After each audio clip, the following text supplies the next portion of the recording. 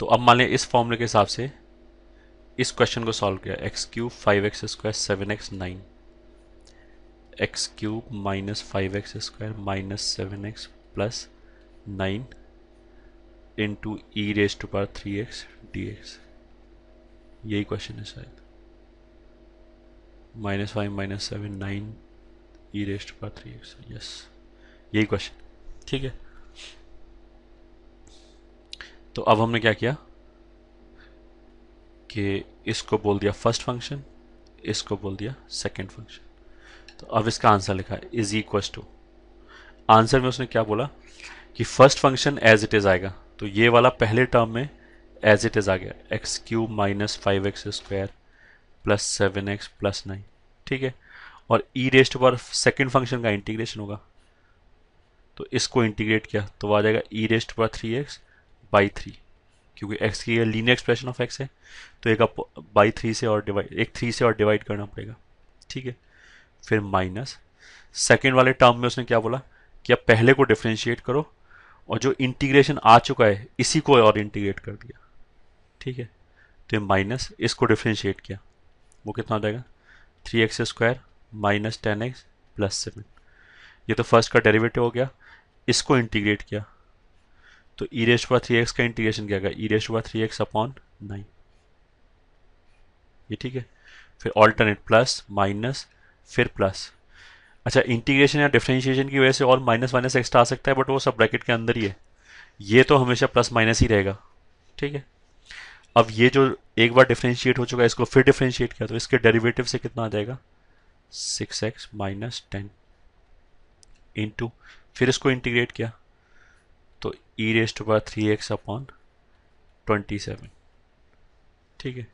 फिर अगले टर्म में फिर माइनस माइनस प्लस माइनस, फिर इसको डिफरेंशिएट किया तो कितना आ जाएगा 6, फिर इसको इंटीग्रेट किया तो आ जाएगा e raise to power 3x upon 81, ये ठीक है।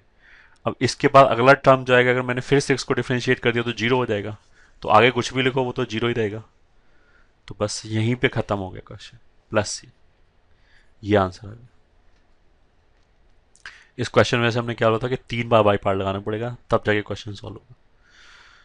तो इफेक्टिवली यहाँ पे हम क्या कर रहे हैं कि जो सोल्यूशन वर्टिकली लिखा जा रहा है, एक बार बाई पार्ट, 2 बार बाई पार्ट, 3 बार बाई पार्ट लगा, उसको हम हॉरिजॉन्टली लिख रहे हैं, ठीक है। थोड़ा बहुत टाइम भी बचेगा अगर प्रैक्टिस है तो। अगर नहीं समझ में आ रहा है तो बिल्कुल छोड़ दिया, इसको सुना ही नहीं कि हमने क्या बोला।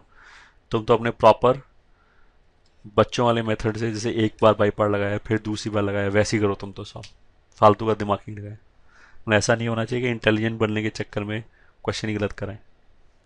अगर ये क्वेश्चन आ रहा है आईआईटी जेई में तो ये तो पक्का सॉल्व होना चाहिए और सही से सॉल्व होना चाहिए, क्योंकि ये प्रोसीजरल क्वेश्चन है, इसमें कहीं दिमाग खर्च नहीं हो रहा कि हमें ये सोचने की जरूरत नहीं पड़ेगी ये क्वेश्चन कैसे सॉल्व करें, पता है कैसे सॉल्व होगा, ठीक है।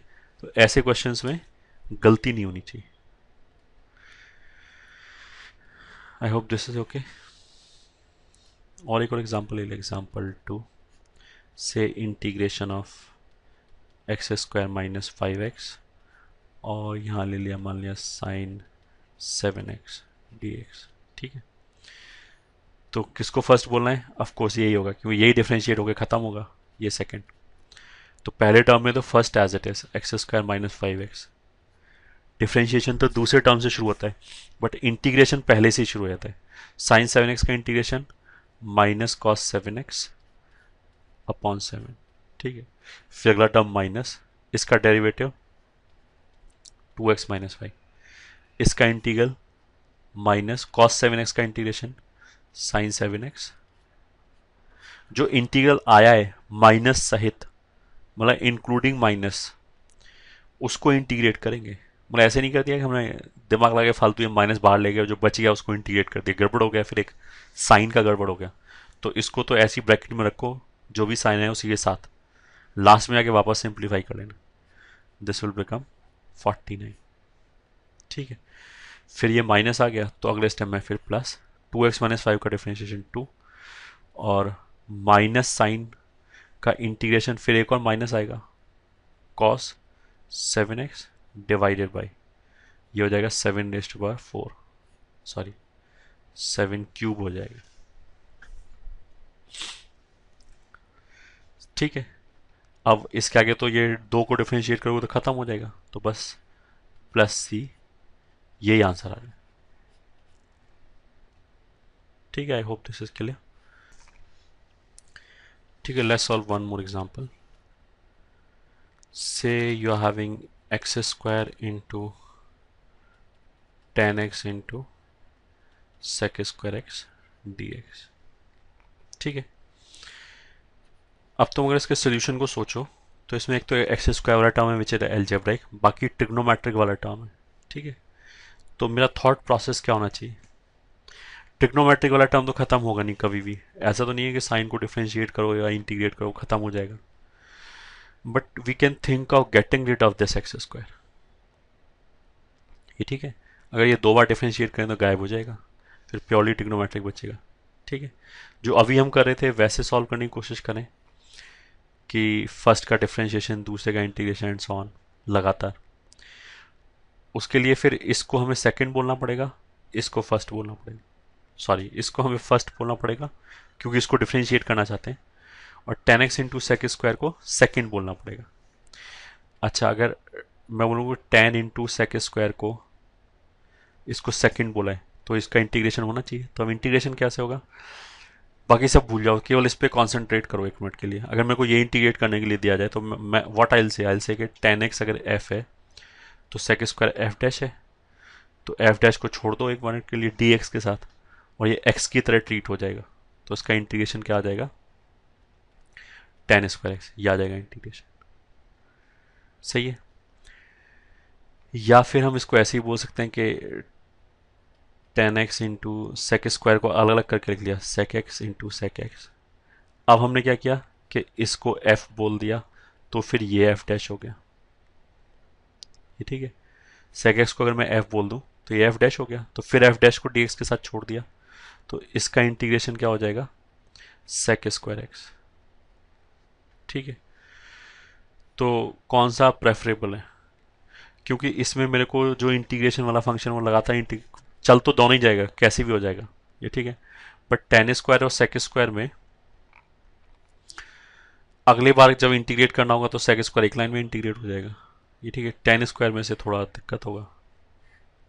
ठीक है, tan² को इंटीग्रेट कर, मतलब दिक्कत नहीं, वो भी हो जाएगा, tan² को भी sec² x -1 लिख सकते हैं, फिर इंटीग्रेट वो भी हो जाएगा बड़े आराम से। बट अगर हमने sec² x करके लिख रखा है तो वो तो ऐसे ही इंटीग्रेट रहेगा, उसमें कोई दिमाग लगाने की या मैनिपुलेशन की जरूरत ही नहीं पड़ेगी। तो हमने इसको ऐसे लिख लिया x² इंटू, इसको ऐसे लिख लिया tan x sec x फिर इंटू sec x, ये ठीक है, इंटू dx। ये हमारा हो गया फर्स्ट फंक्शन, ये हो गया सेकंड फंक्शन। सेकंड फंक्शन में भी ये हमारा हो गया f, ये ठीक है, और ये हो गया f'। मतलब इसमें बाई पार्ट भी लग रहा है साइमल्टेनियसली, एंड वो भी लग रहा है, क्या बोलते हैं, सब्स्टिट्यूशन।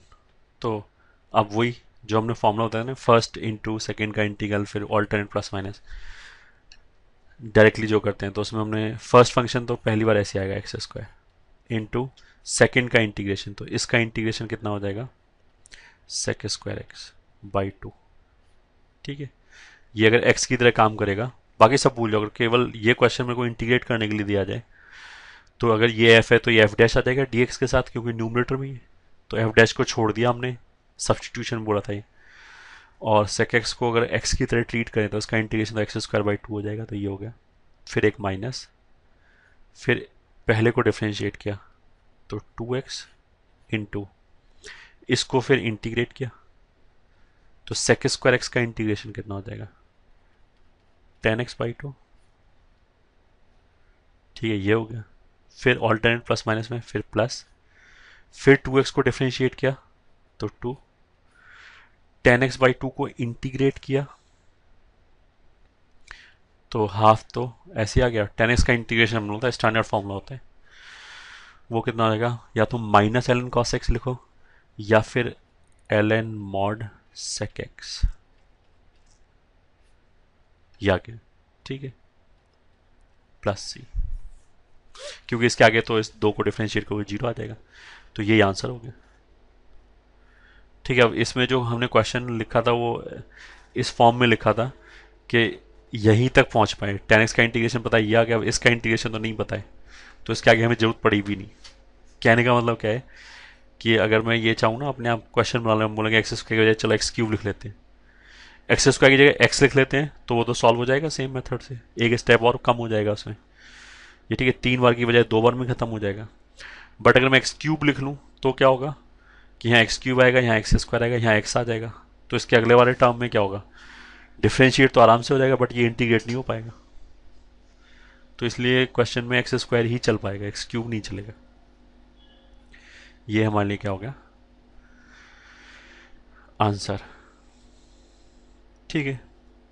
अच्छा, अगर हम ये बोलेंगे 10x को मैं f बोलना चाहता हूँ और sec square x f dash हो गया, और फिर 10x का इंटीग्रेशन से 10 स्क्वायर आएगा, जैसे यहाँ पे जो भी डिस्कस किया था 10 स्क्वायर आएगा, तो वैसे भी क्वेश्चन कर सकते हो। एग्जैक्टली सेम चीज़ है, आंसर सेम ही आएगा। ठीक है। अब फिर कोई बोलेगा कि यहाँ तो sec स्क्वायर है, और अगर हम दूसरी तरीके से करें तो 10 स्क्वायर आ रहा है। तो ये हमने बहुत इनिशियली में भी बोला था कि मैथमेटिक्स में ऐसा कभी नहीं होता कि हम 2 मेथड यूज़ करें और आंसर अलग अलग आ जाए। ठीक है।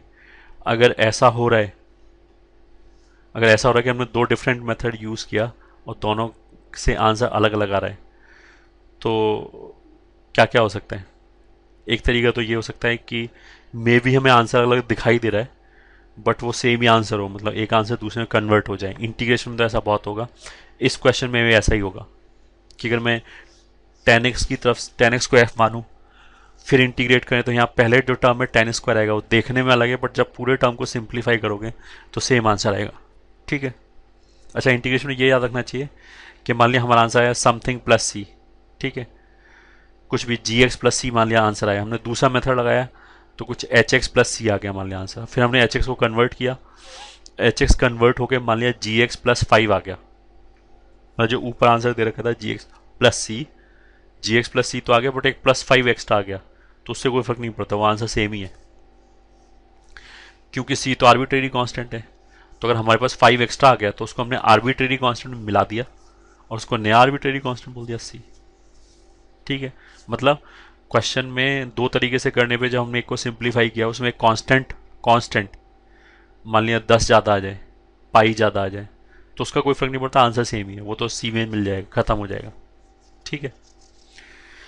अगर मान लिया आंसर कन्वर्ट भी नहीं हो रहा है और 2 मेथड से अलग अलग आंसर आ रहा है, तो फिर पक्का है कि कम से कम एक मेथड गलत है, या तो दोनों मेथड गलत लगाया होगा या एक मेथड तो सर्टेनली गलत है, तो फिर you will check your answers. ठीक है। I hope this should be clear to you.